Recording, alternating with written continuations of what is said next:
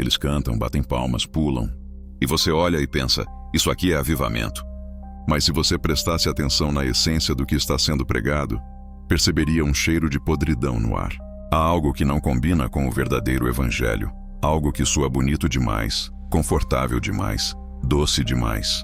Uma mensagem tão bem embalada que parece saída da boca de Deus, mas que carrega um veneno escondido, invisível para os olhos distraídos. É nesse ponto que você precisa abrir os olhos, porque o que parece bênção pode ser maldição. O que parece luz pode ser trevas. O que parece unção pode ser apenas espetáculo. E milhares, talvez milhões, estão sendo arrastados, acreditando que servem a Cristo, quando, na verdade, estão abraçando um atalho que os leva direto para longe dele. Você já reparou em como, em muitos lugares, não existe mais espaço para silêncio, quebrantamento e lágrimas diante da cruz? Só existe espaço para entretenimento, para frases de efeito, para mensagens que fazem você se sentir bem consigo mesmo. Mas quem disse que o evangelho veio para confortar a carne? Quem disse que a palavra foi enviada para massagear o ego? Desde quando o Deus Santo que exige santidade aplaudiria discursos que transformam pecado em normalidade? Mas aí está a estratégia sutil. Ninguém vai embora quando ouve algo que agrada. Ao contrário, eles voltam, trazem amigos, lotam auditórios, multiplicam visualizações. E enquanto o povo se enche desse banquete de palavras doces, o veneno vai sendo derramado gota a gota, até paralisar a consciência e apagar qualquer senso de temor. Não pense que isso é exagero. Não se trata de um detalhe pequeno ou de uma discordância teológica inofensiva. Estamos falando de uma distorção mortal, que veste a capa da verdade, mas nega a essência da verdade. E o mais assustador é que esse veneno não é pregado apenas em cantos obscuros, mas está sendo proclamado em alta voz, diante de multidões que aplaudem, choram e saem acreditando que encontraram vida. Quando na realidade acabaram de abraçar a morte, o palco parece iluminado, o som é perfeito, os rostos brilham de alegria, mas por trás do brilho existe uma escuridão que poucos ousam denunciar. Porque quem ousa tocar nesse assunto, logo é acusado de radical, de religioso, de legalista. Mas alguém precisa gritar, alguém precisa avisar. Existe um evangelho sendo pregado que não é o evangelho de Cristo. Existe uma palavra que embriaga, mas não liberta. Existe uma unção que emociona, mas não transforma. E a pergunta que não quer calar é: como esse evangelho falso conseguiu conquistar tanto espaço? Como ele se espalhou tão rápido, infiltrando-se em igrejas, em púlpitos, em plataformas, a ponto de ser confundido com a própria verdade? Essa é a armadilha que precisamos expor. Você já percebeu que hoje parece que todo mundo tem uma nova revelação? Cada pregador apresenta uma forma mais fácil de seguir a Cristo, um atalho espiritual, um método de crescimento rápido. E o povo, sedento por promessas imediatas, corre atrás, aplaude e compartilha como se tivesse encontrado um tesouro. Mas no fundo tudo não passa de fumaça. Palavras bonitas, cheias de brilho, mas ocas. Discursos moldados para agradar os ouvidos, mas que não têm raiz no fogo santo do altar de Deus. É como se a cruz tivesse sido removida do centro da mensagem. Ninguém fala de renúncia, de quebrantamento, de morrer para si mesmo. Fala-se de vitória, de prosperidade, de sonhos realizados. Mas quem ousa mencionar o preço? Quem ousa lembrar que seguir Jesus é carregar uma cruz pesada, é abrir mão de si, é perder para ganhar? A maioria prefere se calar, porque sabe que essa mensagem não enche auditórios, não rende aplausos, não gera seguidores nas redes sociais. E então, surge esse evangelho que não fere, que não corta, que não confronta. Um evangelho doce, macio, acolhedor, tão agradável que ninguém quer sair de perto dele. Só que aqui está o problema. Se a mensagem que você ouve nunca incomoda o pecado dentro de você, nunca chama o seu coração para arrependimento, nunca rasga a sua carne com a espada da palavra, então talvez você não esteja ouvindo o evangelho de Cristo, mas uma versão falsificada. Esse é o grande engano que Satanás plantou. Transformar o púlpito em um palco de autoajuda, onde em vez de pregadores surgem motivadores. Onde em vez de confrontar o mundo, a igreja se esforça para ser parecida com o mundo. E o povo, hipnotizado por frases de efeito, vai se acostumando com esse veneno até perder completamente o discernimento. Mas preste atenção em algo. Essa distorção não surge de uma vez, não entra pelas portas da frente. Ela é sutil. Primeiro, muda-se uma palavra aqui, suaviza-se um versículo ali. Depois tira-se o peso da cruz. Fala-se menos de santidade, até que no final, o evangelho pregado já não tem nada a ver com o que Cristo ensinou. Só que nesse ponto já é tarde. Multidões foram seduzidas e estão presas no engano. E você sabe por que isso é tão perigoso? Porque esse falso evangelho não afasta as pessoas de imediato. Ao contrário, ele aproxima, seduz, abraça, faz o homem acreditar que está tudo bem, que Deus está satisfeito com sua vida do jeito que está. É como um remédio adoçado que esconde o veneno na dose certa. Você bebe sem perceber e quando finalmente entende, o estrago já está feito. Muitos dizem, mas pelo menos estão falando de Jesus. Mas eu pergunto, que Jesus? O Jesus da Bíblia, que exige arrependimento e entrega total, ou um Jesus fabricado para atender desejos humanos, que só diz sim para tudo o que você quer? Esse falso Cristo é a figura central desse evangelho podre, um Cristo domesticado, um Cristo de bolso, um Cristo que não governa, mas serve de empregado da carne. E assim, sem perceber, as pessoas se apaixonam por uma ilusão, cantam para um Cristo que não existe, choram por promessas que ele nunca fez e colocam sua fé em palavras que nunca saíram da boca de Deus. Isso não é apenas perigoso, é mortal, porque quando a verdade finalmente se levantar diante delas, não haverá desculpas. Agora eu te pergunto, se o Espírito Santo é quem convence do pecado, da justiça e do juízo, como ele pode estar presente em mensagens que nunca falam de pecado, que não chamam a justiça, que ignoram completamente o juízo? O silêncio do Espírito é a maior prova de que algo está errado. E esse silêncio é o que muitos já não conseguem mais ouvir. Olhe ao redor e perceba, igrejas cheias, mas corações vazios. Multidões reunidas, mas sem a presença que transforma. Não é estranho? Como pode haver tanto movimento, tanta atividade, tanta alegria e ao mesmo tempo tão pouco fruto de arrependimento? Onde estão as vidas mudadas, os pecados abandonados, a santidade restaurada? Em muitos lugares tudo parece flores, mas na raiz, a podridão já tomou conta. E sabe por quê? Porque esse evangelho falsificado cria discípulos superficiais. Pessoas que decoram frases bonitas, que sabem repetir jargões, que postam versículos nas redes sociais, mas que não conseguem viver um único dia em obediência radical à palavra. São crentes que se emocionam com músicas, mas não suportam 5 minutos de oração sincera. Que se arrepiam em cultos, mas não resistem a uma tentação na segunda-feira. Esse é o resultado direto de um alimento contaminado. Um corpo fraco, debilitado, sem forças para lutar contra o pecado. O diabo não precisa atacar de frente quando já conseguiu enfraquecer por dentro. Ele não precisa destruir a igreja de fora, quando já conseguiu infiltrar um falso evangelho dentro dela. O pior é que muitos confundem esse estado com liberdade em Cristo. Acham que podem viver como quiserem porque Deus é amor. E sim, Deus é amor, mas é também fogo consumidor. O mesmo Jesus que disse, vinde a mim, também disse, negue-se a si mesmo, tome a sua cruz e siga-me. O mesmo Cristo que acolheu pecadores foi o que os confrontou e disse, vai e não peques mais. Mas esse detalhe é convenientemente esquecido quando se prega apenas um evangelho que agrada, e não pense que isso é algo distante. Esse veneno não está apenas em outras igrejas. Ele já entrou nos púlpitos mais respeitados, nos ministérios mais famosos, nas plataformas mais influentes. Está em vídeos que viralizam, em livros que vendem milhões, em mensagens que recebem aplausos do mundo. E tudo isso reforça a mentira, porque para o olhar humano, se tanta gente aprova, deve ser de Deus. Só que o padrão de Deus nunca foi a aprovação da maioria. Pelo contrário, a verdade sempre foi rejeitada, sempre foi perseguida, sempre foi dura de engolir. Foi assim com os profetas, foi assim com os apóstolos, foi assim com o próprio Cristo. Por que então acharíamos que hoje seria diferente? O que dói é perceber que muitos já não suportam a verdade. Quando ouvem uma mensagem dura, mudam de canal, trocam de igreja, procuram outro pregador. Não querem se sentir desconfortáveis, não querem ser confrontados. Querem apenas ouvir que está tudo bem, que Deus vai abençoar, que os seus planos serão realizados. Mas quem vive de ilusão não está sendo abençoado, está sendo enganado. E eu te pergunto, como pode o Espírito Santo operar onde o pecado é acariciado? Como pode o fogo de Deus descer onde a carne é celebrada? Como pode haver vida onde se prega uma palavra morta, sem cruz, sem sangue, sem arrependimento? A resposta é simples: não pode. E é por isso que tantos hoje confundem emoção com unção, barulho com presença e espetáculo com avivamento. Essa é a realidade cruel. Um evangelho podre, mascarado de verdadeiro, está alimentando multidões, mas em vez de dar vida, está adoecendo, enfraquecendo e matando a fé de uma geração inteira.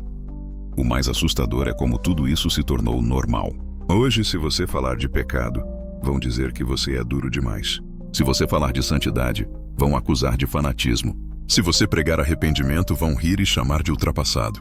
Mas se você falar apenas de bênçãos, de sonhos, de conquistas, aí sim você será celebrado, aplaudido, convidado para conferências. Porque o sistema não quer ouvir a verdade. Ele só quer ser alimentado com aquilo que massageia a carne. Esse é o ponto em que chegamos. A mentira virou moda e a verdade virou ofensa. E isso não é novidade. A palavra já dizia que chegaria o tempo em que as pessoas não suportariam a sã doutrina, mas, sentindo coceira nos ouvidos, buscariam mestres que lhes dissessem exatamente o que querem ouvir. E esse tempo não está vindo, ele já chegou. Basta olhar para as multidões correndo atrás de mensagens rápidas, curtas, fáceis, como quem consome fast food espiritual. Mas você sabe qual é o efeito disso? Uma geração cada vez mais frágil. Pessoas incapazes de resistir à pressão do mundo, porque nunca foram ensinadas a lutar. Crentes que confundem libertinagem com liberdade, porque nunca foram confrontados com o peso da cruz. Jovens que vivem presos à pornografia, ao vício, à mentira, mas que se convencem de que Deus entende, porque ouviram isso da boca de alguém no púlpito. E enquanto isso, o verdadeiro evangelho vai sendo colocado de lado. O chamado à renúncia, o apelo ao arrependimento, o peso da santidade, tudo isso é substituído por frases de efeito, slogans bonitos e promessas de sucesso. É como se o Cristo da Bíblia tivesse sido trocado por uma caricatura barata, moldada para agradar o público e não para salvar o perdido. E aqui está a ferida exposta. Muitos já não percebem mais a diferença. Já se acostumaram tanto com o falso que o verdadeiro lhes parece estranho. Já se alimentaram tanto do veneno que não reconhecem mais a água pura. E assim vão caminhando, sorrindo, cantando, celebrando, mas cada vez mais distantes do coração de Deus. O falso evangelho não destrói de uma vez só. Ele mata devagar, em doses pequenas, quase imperceptíveis. É como veneno misturado em água limpa. Você bebe sem notar e, quando percebe, já não tem forças para reagir. Assim acontece com muitos crentes hoje. Eles acreditam que estão firmes, que estão cheios de fé, que estão crescendo espiritualmente, mas, na realidade, estão apenas sendo mantidos anestesiados por palavras que os mantêm confortáveis no pecado.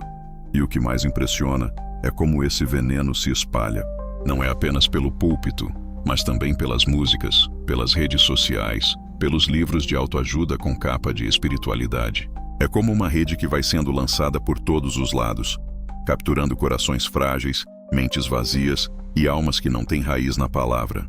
O diabo sabe que não precisa destruir a igreja de fora para dentro.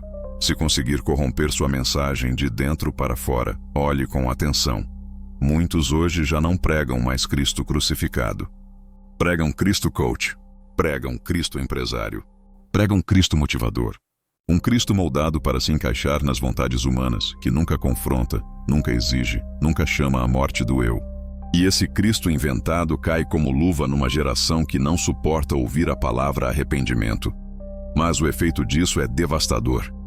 Porque o verdadeiro evangelho não apenas consola, ele fere. Não apenas levanta, ele também derruba. Não apenas promete vida, ele exige morte do velho homem. E quando uma igreja passa anos sem ouvir sobre morte, cruz e renúncia, ela se torna um exército sem armas, incapaz de resistir ao mundo e vulnerável diante de qualquer vento de doutrina. É por isso que vemos tantos abandonando a fé ao primeiro sinal de perseguição.